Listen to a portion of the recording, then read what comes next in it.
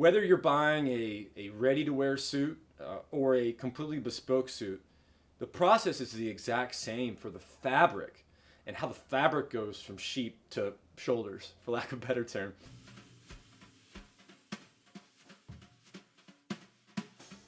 I love suits. I love wearing them. I love talking about them. But despite my huge adoration for a piece of clothing, I have no idea how they're made. And so, fortunate enough for me, I was put into contact with this lovely gentleman named Mark Garrett. Mark Garrett has been in mills his entire life. My name is Mark Garrett and I'm the UK director of Marling and Evans. Marling and Evans is purely a weaving company. We buy yarn in, we weave it in-house, it's then finished an outside weaver, then comes back to our company for final inspection and after packed and then shipped out to the customer. And in this area, which covers a 6-mile length, there used to be 103 mills in this valley. Now, 50 years later, there's only 3 left.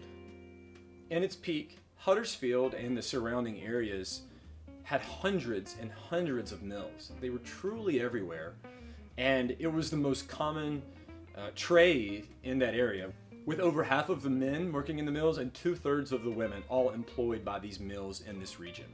As the story goes, in the early 1940s, there was more Rolls Royces per capita in Huddersfield than any other place in the world, which goes to show you how much money was flowing through this region and how important this region was to worldwide textile mill distribution. From there, the first process here is the warping process, where cloth is made up of basically vertical threads and horizontal threads.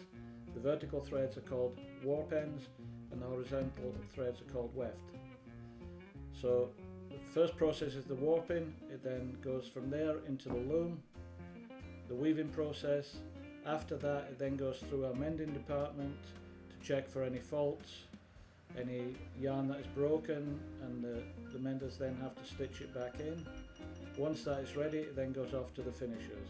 Unfortunately, in the 60s and 70s, the prices of production started to go down in more offshore places, and all these production facilities started to move away from Huddersfield. And there was a big competition from Italy at the time, who got a lot of support from the Italian government, and here we got nothing at all, no help. The fashion trend at that time moved a lot towards the finer Italian cloths, away from the more rustic type UK fabrics. And just slowly over the last 25 years, the business has just gone down and down and down. You'll find now the companies who are left are the ones who have reinvested. Once these mills close down, they're not going to open back up. They're going to be gone forever.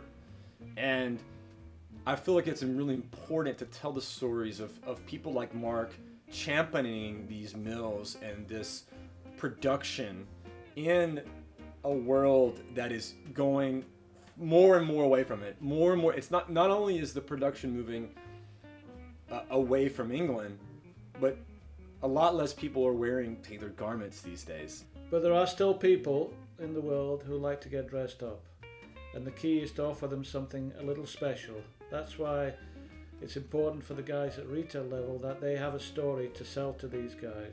Marling and Evans is known as a very traditional English mill, and the key I've found in the time I've been here is to maintain that Englishness, the classic look, but interpret it into new, interesting base fabrics. One of the things that really stuck out in my mind is how often Mark and his team are iterating on new fabrics. It's very rare for them to have a fabric that sticks around for more than a couple seasons. Before selecting the colours, I have an idea in my head what the new collection is going to be based on my ideas, speaking to customers worldwide to get their feedback, which is very, very important, because there's no point making a collection that I like. So the guys at retail level need to have something special to sell to their customers, and if they can give them a story, then it's so important. Well, for example, I went on holiday on July 2023, took the photo snaps then. I then came back and started in September 2023 on the new Luskin collection. That was complete and on presentation boards by May 2024. Distributed to all the agents. They then started seeing customers immediately.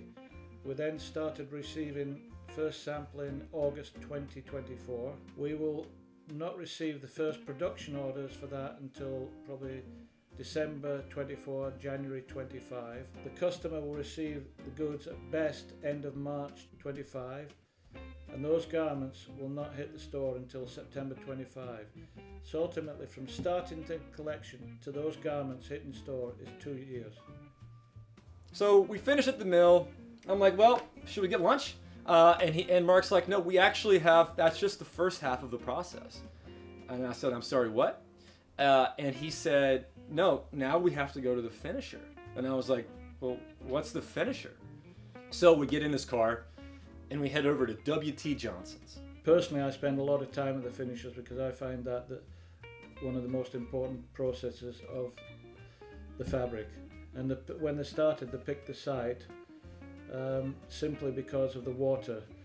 They wanted their own water at that particular time, and they went down, it was 1,000 feet, and then found that still couldn't reach any water, and then it went a further 200 and found some. And he said that water is one of the keys to their success. And I was baffled about how intensive this process is, how it's scientific, sure, but there's just a lot of machinery involved and a lot of work that I don't think that a lot of people know about. Start off basically with a trial of the quality I want to do. I then take it to him and I say, I want this type of finish, whether I want it with a light scour, a heavy mill, we want it clean, we want it rough, high press, low press, and then he puts the trials through, and from there we establish the base quality. So scouring is basically washing. It's put through, and as I said, depending on the finish, whether you want it lightly scoured or heavily scoured, it depends on the time of the scouring takes place. So then the fabric is dried through a series of rollers through hot pipes. It then comes out. As a result of the scouring, it sort of bursts the fibres. So immediately the next process is what we call cropping. It's basically to remove all the surface fibres, just to make the fabric cleaner and tidier.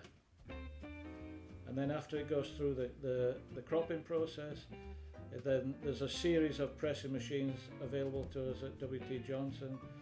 Either if you want a light press, a heavy press, a press with sheen, and at this point the shrinkage is important because the fabric has to be set. So if you make a garment, you put it to dry cleaners, your 40 doesn't become a 36. So the key is to make sure that the fabric is stable when it comes back to the mill, and that is achieved through the final pressing.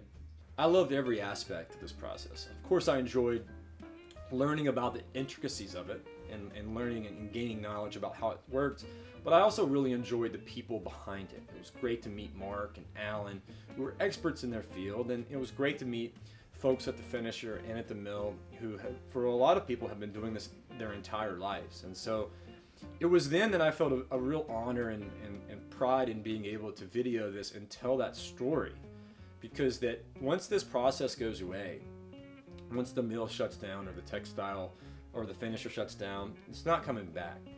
There are ways to find out where these things come from and support them, because obviously you're supporting the brand by buying the suit and you're supporting the mill, but because there are so few mills left, I just think that we should hold on to them with dear life. And this video is my ode to the mill and the production process and the industry of fabric production and textiles, and I'm thrilled to bring it to you.